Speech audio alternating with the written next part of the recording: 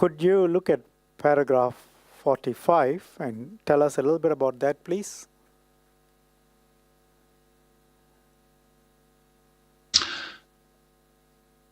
What we saw in the Morgan Freeman case was that, and it's a very useful case study because it's quite small, but it contains all the ingredients.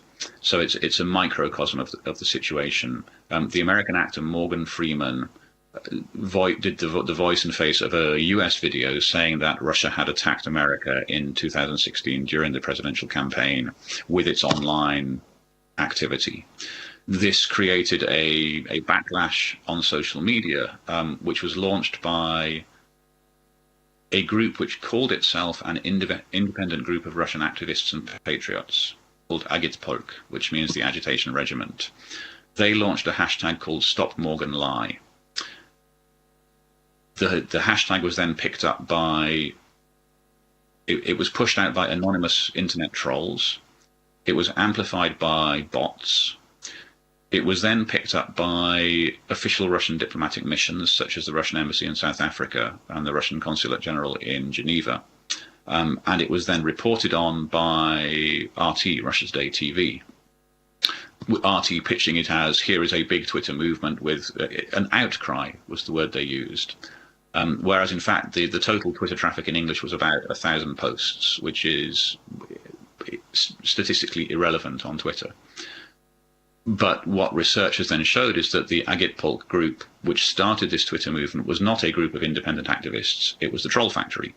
And we know that because all the Agitpolk Twitter accounts featured on the list which has been published of Troll Factory accounts.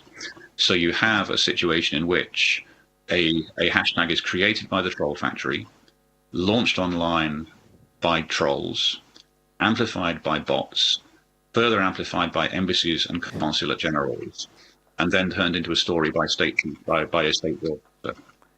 Each step of the chain is claiming that it's doing this purely independently, but in fact they're all singing from the same sheet. Thank you. At paragraph 46, you refer to Singapore. You say that election campaigns and tensions between different social, religious, political, economic, and ethnic groups are likely to be the main targets of any such attempts, as the campaigns tend to gradually inflame tensions and hollow out the political center at the expense of the fringes. What you're really saying is such campaigns eventually, over time, move the middle ground by making them angry and push them to make them angry and push them to either side of the political spectrum. Would that be accurate? Yes, that's correct. And it seems that the intent is to make as many people as possible as angry as possible, partly because when people are angry, they're easier to manipulate. And their critical faculties for analyzing information will be reduced. Right. And partly to make the target harder to govern.